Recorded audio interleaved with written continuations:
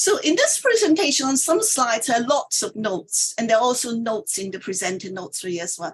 This is so that you do not need to take notes. You're welcome to the PowerPoint afterwards, so just relax and enjoy the talk. Now, this is the title slide, and solutions over climate change is all about global collaboration. That immediately brings in ethnic minorities, because we are local and global people with our families, friends, and colleagues all over the world as our countries of heritage. So it really concerns us. We don't need any convincing. We've seen all the disaster, much worse than anybody in the UK has seen. But we need working relationships to be built. So to find the ethnic minority groups is so simple nowadays. You just go to Google, type in the keywords, ethnic minority community groups, South Cambridgeshire, and the whole lot just pops up. It's as simple as that. And there are actually purposeful organizations, for example, one group called Women for Integration, who are already doing the work of bringing the minority Pakistani population and the British-born Pakistani population to work with the white mainstream people. So they're already doing it. So you just need to join them. And then there are forums, which again bring people together. And there's even a special project, lottery funded, to actually work with ethnic minority groups. So they're in touch with lots of groups. So if you go to that list, you already got a flying start. It's as simple as that. So the UK is a global player, and through relationship with ethnic communities, it can also acquire the essential overview, the knowledge and skills to work with ease in international relationship. You know, we've come a long way, but we still need to work towards what I call full multicultural participation in the environment. And 21st century science tells us that humanity is one single blood-related family. And sooner or later, we need to stop talking about people belonging to the Black races, belonging to the Asian races or whatever races and so on, because there is only one race, human race. All these terminology are actually wrong. Science tells us that we all come out of Africa. Our ultimate country of heritage is Africa, and we are one single blood-related family. So we start getting used to this and start treating each other like brothers and sisters and build relationships. Now, we have the young challenging us, like Greta, and Greta is saying, no, get on with it. Would you please stop thinking and talking and just get on with it? And young people are leading the way. They can see that everyone is a human being. Intercultural marriage is the evidence. It is happening. So the younger you are, the more they are actually moving forward fast. Now, there are many, many keywords. Like, oh, have I jumped the keywords in? Okay. So there are many keywords will come up as a slide somewhere as a resource for discussion for later. But the COPs are really important. Why are they so important? Because it brings in the world. And you can see, you know, besides the very urban-based communities in the cities and so on from ethnic minorities, we got what we call the indigenous communities really coming forward. And they're part of the minority picture. And they're here all the time. They're very powerful. You know, they're bilingual, they speak our language, they speak the language in the jungles, and they're here in London putting the case and so on. Because the UK is still really important. And that's why I say that relationship to ethnic minorities is important, because we are a global player and we are important. And of course, this is the keywords I was talking about. So if you had the time, you can really work through this and spend hours discussing all the themes that actually have you know, are important. Now you can see something of that page I was talking about, all these links and so on. So the major thing is relationship building. So make contact, research the groups and the databases, create the agenda for local activities, and be clear about what you have got to offer in terms of protecting nature and people, and have impact, very clear about impact locally and globally. And if you really wanted to learn very deeply, pledge to contact just one group to work with, and over time, really learn the details of the process of developing trust over time. Because if you just spread all your efforts, you will never learn. But you're really challenged if you have to stick with one group. And if different people among you and different groups all did that, we'll soon actually cover all the groups quite easily. So build partnerships with share contacts and so on. Do not underestimate electronic participation, because it is so much about the world. There are campaigns about all sorts of things.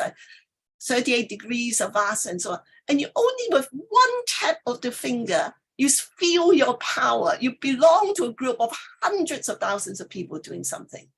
So some of the people who feel powerless, this is really important. Are you in it is the question. Your feelings are really important. So, well, Monbiot is very, very dark. He says the failure is baked in. It's not an accident. It's a design. We're not going to get anywhere. Yeah. But the COPs are so important because of that. You know, all the things I said, the young people challenging the minister and say, when are you going to let those people out of jail, the protesters, we need them back. And the minister actually ran away. You know, and 1.5 degrees centigrade has to be understood as a limit. It's not a target, it's a limit, at which point disaster is going to be irretrievable. Because when you put carbon dioxide into the sky, what happens is it stays there for between 300 to 1,000 years. That is the tragedy of it. And that's why we're still suffering from the Industrial Revolution, because it's still up there.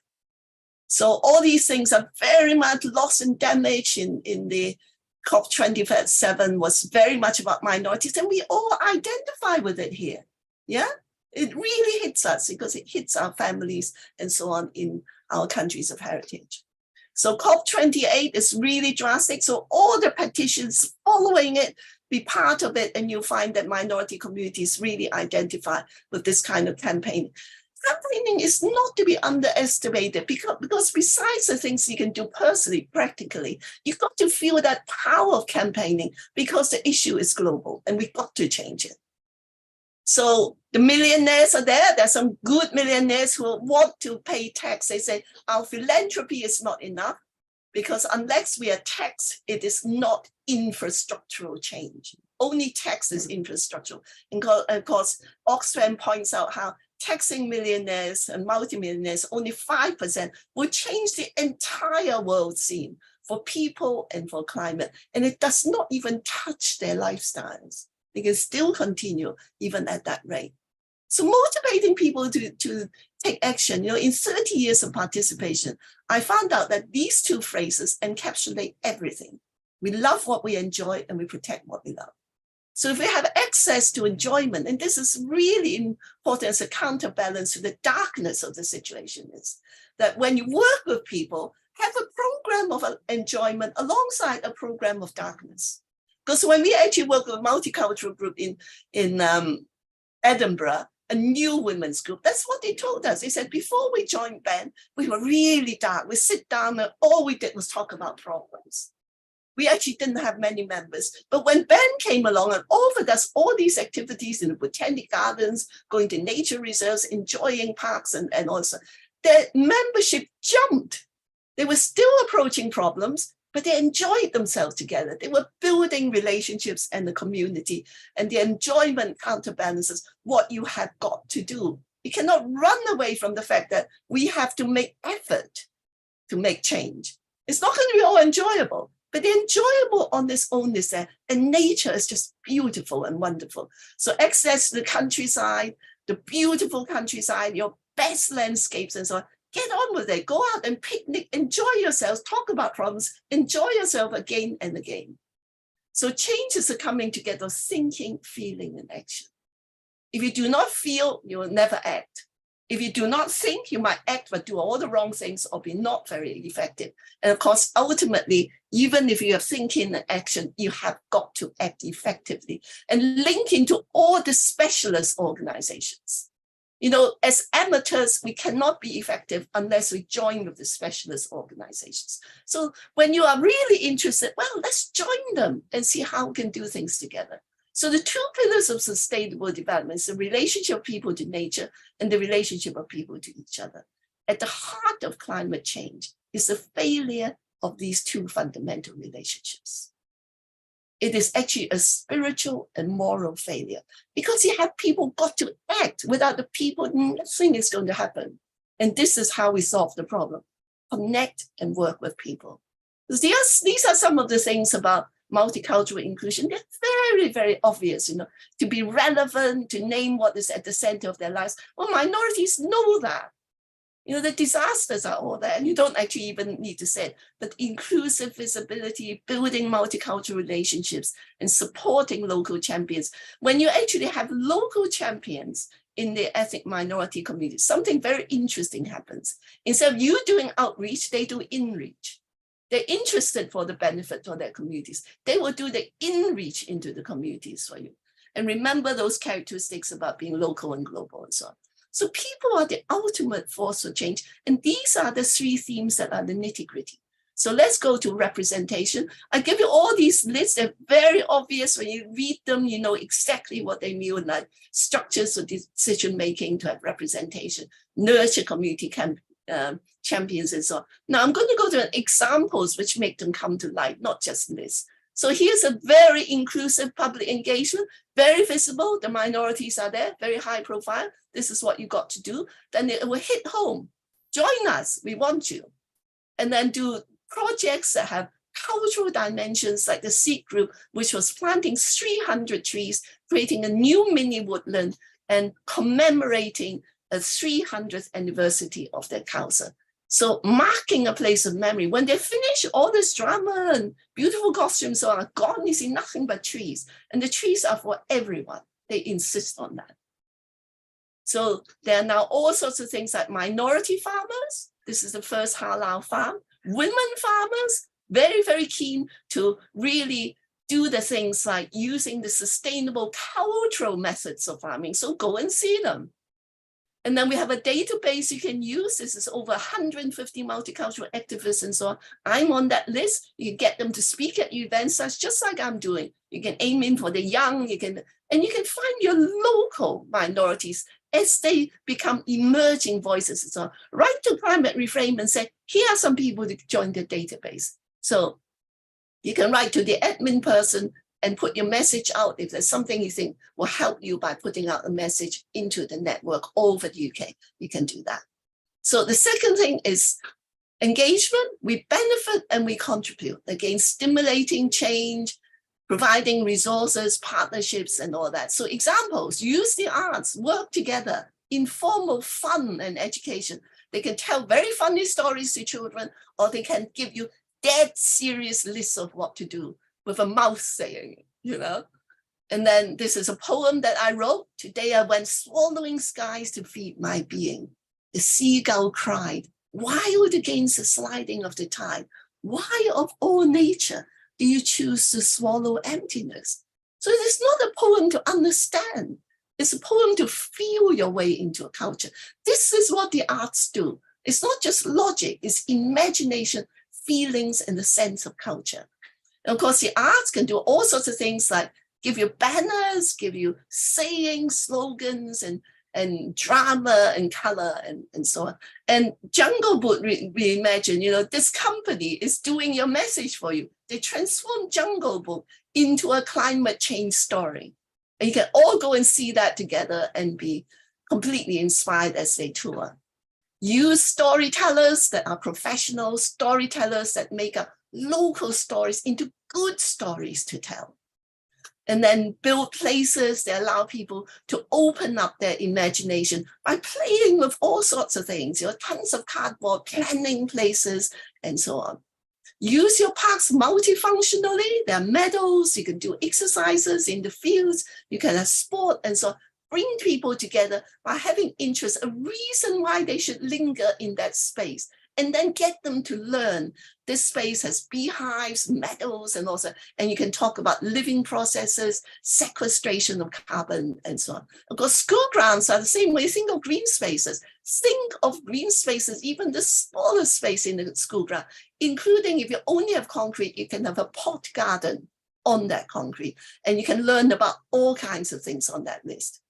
Now, these are example reports, there are the links there and so on, and you can actually find out all the processes, the barriers and so on, they're all established. There's 2 more reports, not only about the methodology of addressing barriers, about capturing the richness, the cultural visions of nature that will inspire you coming from different countries.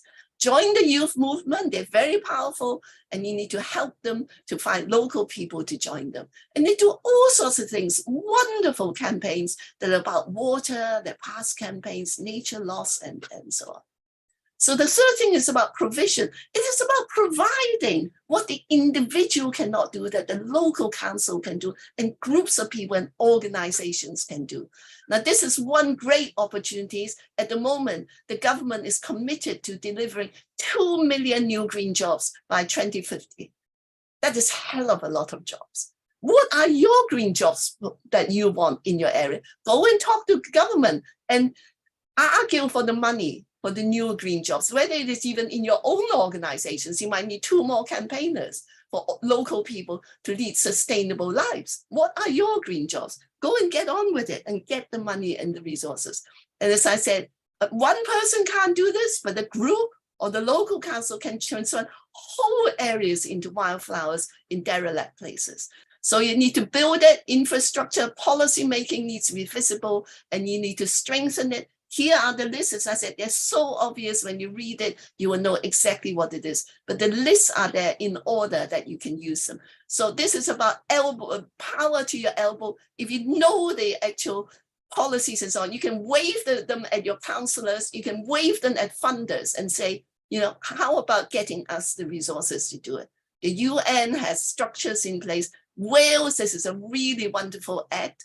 Climate justice is about people-centered policy. So we can work together to create policy and actions for the future. Although you're practical, if you want resources, you want policy in the right place. Don't forget that. There's no such thing as a pure environmental project. A so-called pure environmental project is one that has rejected its social, cultural, and economic dimensions. Some notes for you on authenticity, working with groups. And this is the last slide. And I want to end by drawing inspiration from a cultural vision, the ageless wisdom. And in that cultural vision, in the West, we talk about love in a very romantic way. In the ageless wisdom, they got a term called love wisdom, which is acting through love, but strategically and sharply. So when you look at it like that, policy is the expression of love wisdom, and its outcome is beauty. The beauty of nature at its best, protecting us, and the beauty of people working with each other. So thank you very much.